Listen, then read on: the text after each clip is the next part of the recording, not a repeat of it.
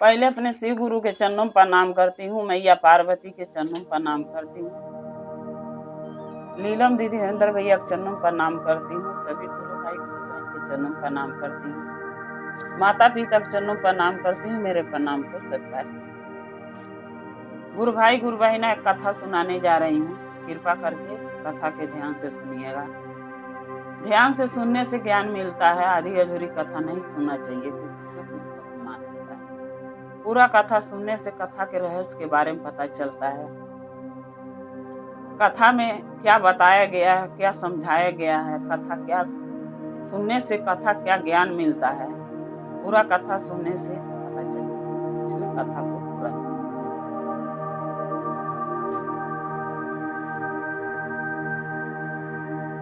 एक बूढ़ी माता थी। वो बूढ़ी माता के 3 बेटे थे। 3 बेटे थे तो तीनों बेटे जो है बूढ़ी माता के वो कमाने चले गए। तीनों बेटे बाहर कमाने चले गए। अब तीनों बहुए और बूढ़ी माता सास पतोह घर में रहती थी। तो जो बहुए थी वो सास की बहुत सांसत करती थी। बूढ़ी माता का बहुत सांसत करती थी। न टाइम से खाना पीना देती थी, न उनका कहा हुआ मानती थी, न घर के अच्छा कोई काम करती थी जाके वो ना बोला। टाइम से खाना भी नहीं देती थी। सूखी रूखी रोटी बना के दे देती थी। जब मर्जी करता था तब देती थी, 10 बजे 11 बजे। अब जब आदमी पुरानिया हो जाता है तो उसको तो टाइम से खाना चाहिए। जैसे बच्चे थोड़ा थोड़ा खाना खाते हैं दिन भर में कई भी, वैसे बूढ़े आदमी का पेट होता है। थोड़ा थोड़ा वो खाएगा लेकिन कई बार सोचेगा मिल जाए। एक बार वो खा नहीं सकता क्योंकि जो हाजमा होता है पेट का, लीवर बूढ़े मनई का, वो कमजोर हो जाता, सूख जाता है। तो हाजमा पूरा सही से बन नहीं पाता। इसलिए बूढ़े इंसान, औरत हो चाहे आदमी हो, पूरा भर पेट खाना एक बार में नहीं खा पाएगा। थोड़े थोड़े बच्चे जैसे खाते।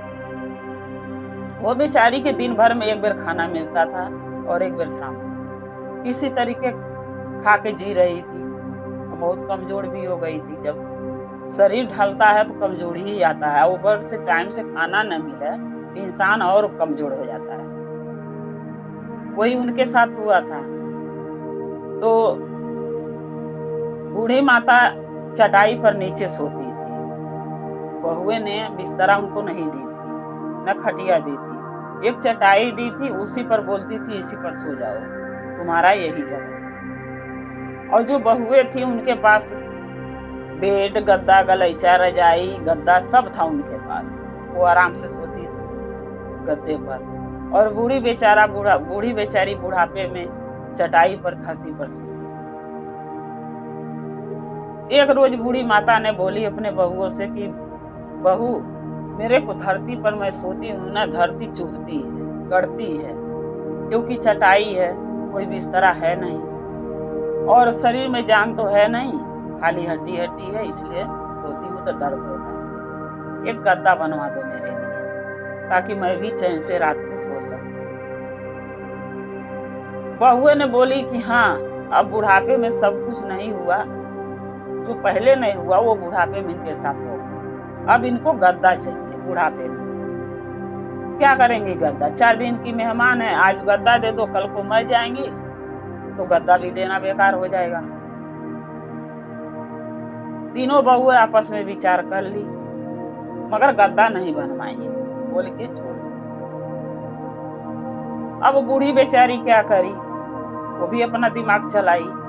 सोची कि गद्दा नहीं मिलेगा तो मैं कैसे रहूंगी, अब ठंडी भी आने वाली है।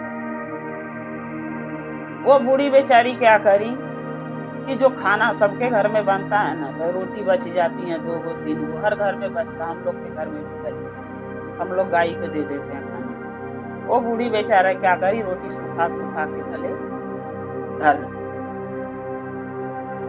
ली। वो रोटी क्या करती थी, क्या करी कि नीचे पूरा रोटी बना था, नीचे जो है रोटी को बिछा के ऊपर से चटाई बिछा दी। एक रोज सो गई।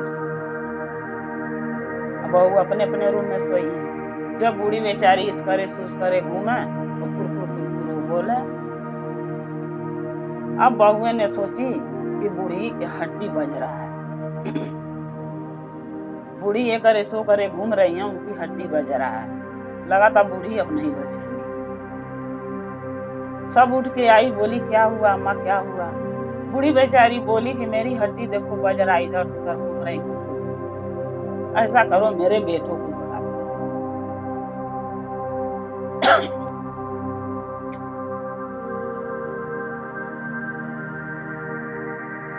मेरे बेटे आ जाएंगे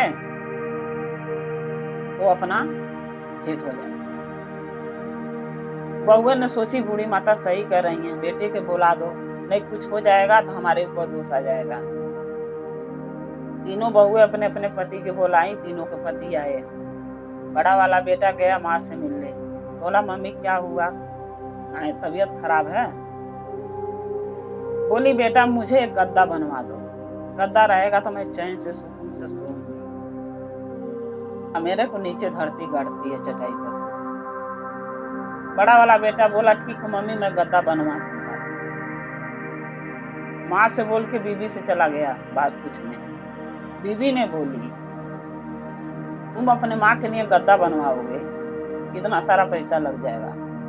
उतने पैसे में अगर 4-5 साड़ी ले दोगे तो मेरी बहन का बियाह है, मेरे नहीं 2 साड़ी मैं बहन की दे दूंगी, एक माँ के दे दूंगी, एक भाभी की दे दूंगी, एक अपने ले लूंगी, तो तुम्हारा नाम होगा।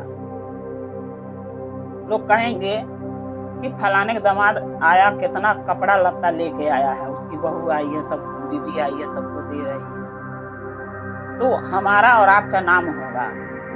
कहेंगे सब फलाने की बेटी इतना सारा सामान लेके आई है अपनी बहन को देने, कपड़ा लत्ता सब, तो हमारा और आपका नाम होगा। बूढ़ी के गद्दा बनवा के दोगे अपनी माँ को तो उससे क्या होगा। 4 दिन की मेहमान है, 4 दिन बिछा के सोएंगी, उसके बाद मर जाएंगी तो गद्दा भी बेकार हो जाएगा, उसका पैसा भी डांड हो जाएगा, क्योंकि उनके साथ साथ गद्दा भी फेंकना पड़ जाएगा, उस पर सोएगा कौन।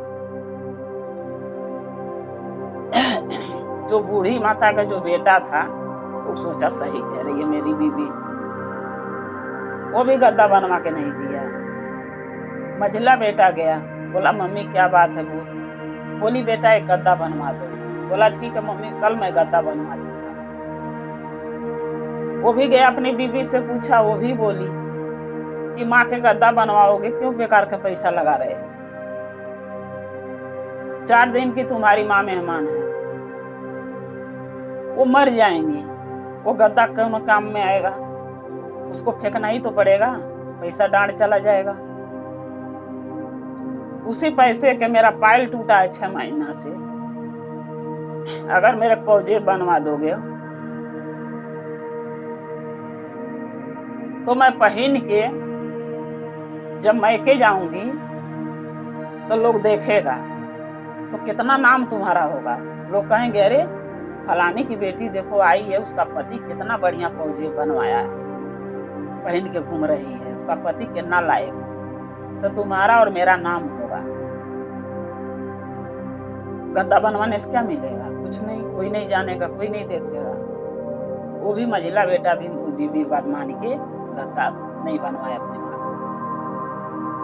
छोटा बेटा आया, बोला मम्मी क्या बात है बताओ, इसलिए बुलाई हो। बोली कि बेटा तू भी अपनी बीबी से जाके बताएगा जैसे वो दोनों बता दिए।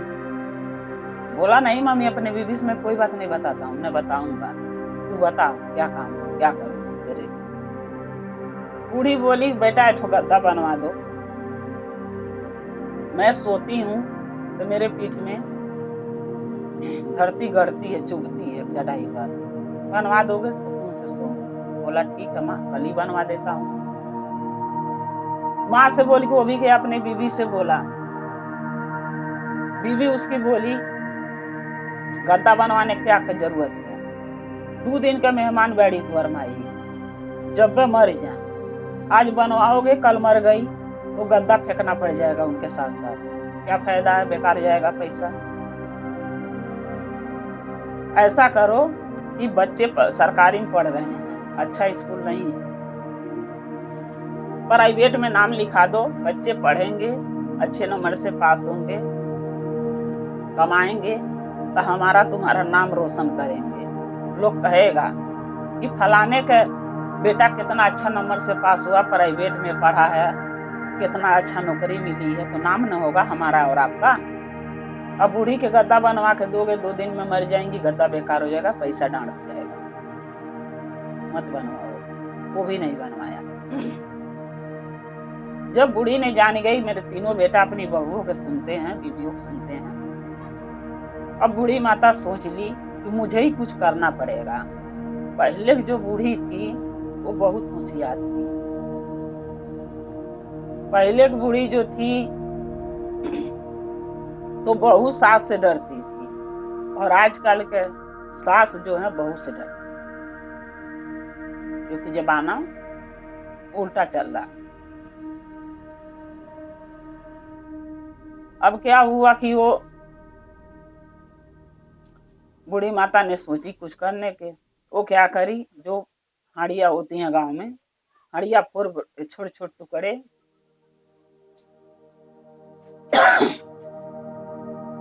ले आके रख ली, नीचे बिछा के ऊपर से चटाई डाल के बूढ़ी माता सो गई रात में। अब जौने करे घूमे चर चर चर चर चर चर चर चर बोला।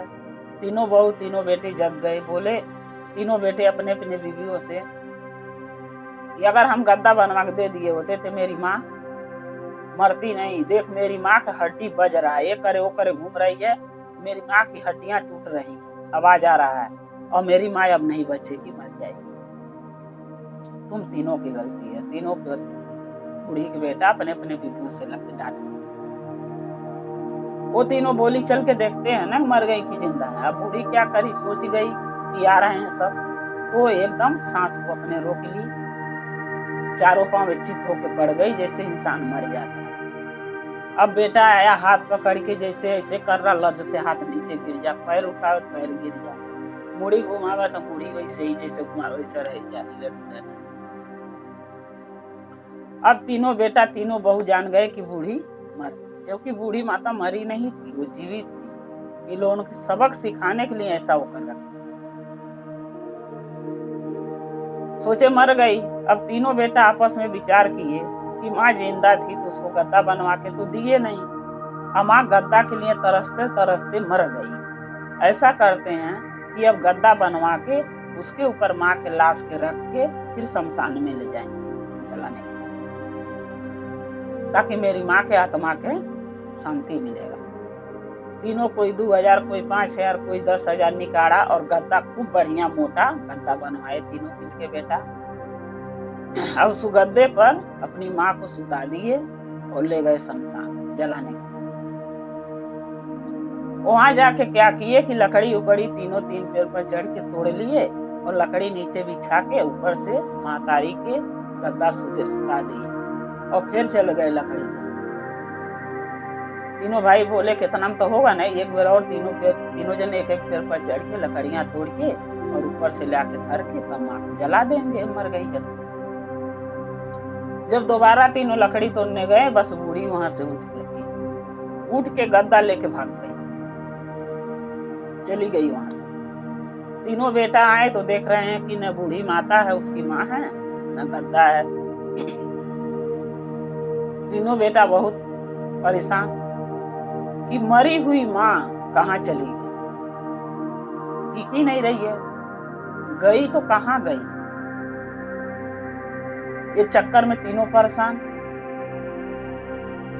उसके बाद क्या हुआ कि तीनों वहां से खोज के जंगल से घरे चले आए।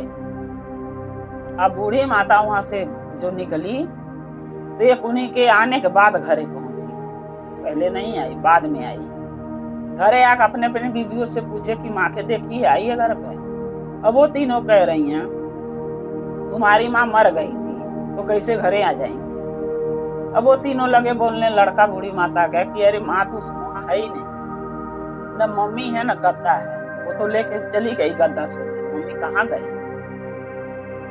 तो ले छोटा वाला बेटा बोला कि भैया देखो मम्मी वो दे आ रही है गद्दा लेके। जब देखा तो उसकी बूढ़ी माँ आ रही थी। अब तीनों बेटा बोले पूछने लगे कि माँ तू मर गई थी तो जिंदा कैसे हुई? अब बुढ़िया बेचारी बोली कि बेटा, तुम लोगों के सबक सिखाने के लिए मैं मरी थी, क्योंकि मैं सांस रोक के नाटक कर रखी थी। मरी नहीं थी, सांस रोक रखी थी, ताकि तुम लोगों के मैं सबक सिखा सकूं। तुम लोगों के छोटी सी लेके पोस पाल के मैं बड़ा करी, शादी ब्याह करी, पढ़ाई लिखाई, तो तुम लोग मेरे साथ क्या किए? आज तक मैं जीवन में कभी तुमसे कुछ नहीं मांगी, एक गद्दा मांगी, ताकि मैं सुकून से रात को सो सकूं, चटाई मिला सोने की। तुम लोगों ने क्या किया कि मुझे एक गद्दा नहीं दे सके, क्योंकि काजे 2 दिन का मेहमान ही है, मर जाइए तो गद्दा फेंकना पड़ जाएगा। और बीवियों के लिए हर चीज तुम देते हो, उसके बारे में एक बार भी नहीं सोचते हो कि बीवी को क्यों देता हूं, लेकिन माँ के बारे में 10 बार सोचते हो, बीवी से राय लेते हो, दूं कि ना दूं। तो मैं भी कुछ न कुछ सोचना पड़ेगा ना मुझे भी, तो मैं भी सोची कि तुम लोगों के सबक कैसे सिखाऊं, सो मैंने ऐसा करी। तब तीनों बेटा तीनों बहुएं सोचने लगे कि हमें सबक सिखाने के लिए मेरी माँ इतना बड़ा कदम उठाई, क्यों उठाई? अगर हम लोग उसकी बात सुन लिए होते तो ऐसे नहीं करती हो। हम लोग नहीं सुने इसलिए करी ना। तो तीनों बेटा तीनों बहुएं, सास से बहुएं माफी मांगी, बेटे भी माफी मांगे कि मम्मी मुझे माफ कर दो, ऐसा गलती मैं दोबारा नहीं करूंगा। बेचारी बूढ़ी क्या करें, माफ कर दिए, क्योंकि उनका औलाद थे, उनकी बहू थी, माफ तो करना ही था। लेकिन हम कहते हैं गुरु भाई ना, हर इंसान एक दिन बूढ़ा होगा। आज हम हैं, कल हमारे बच्चे भी बूढ़े होंगे, उनके भी बहुएं आएंगी, बेटा होंगे। तो क्या जो हमारे साथ वो करेंगे, तो क्या उनके साथ वो नहीं करेंगे? करेंगे। लेकिन यही बात कोई सोच नहीं रहा है। सोचता है जितना दुख माँ के दे लो। तो गुरु भाई गुरु बहना, ऐसा नहीं करना चाहिए जो वो बूढ़ी माता के साथ हुआ, बच्चे किए उनके।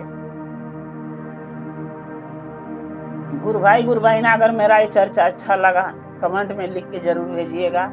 चैनल को सब्सक्राइब कर लीजिएगा, ताकि मेरी वीडियो आपके पास पहुंचती रहे। नई नई वीडियो जो भी मैं डालती हूँ कथा आपके पास पहुंचता रहे, और आपका हमारा रिश्ता शिव परिवार से ऐसे जुड़ा रहे, हम शिव परिवार एक साथ बन के जुड़े रहे। हर हर महादेव, घर घर महादेव। महादेव का दया और कृपा आप लोग पर सदा बना रहे। महादेव सदा आप लोगों के साथ। जय शिव।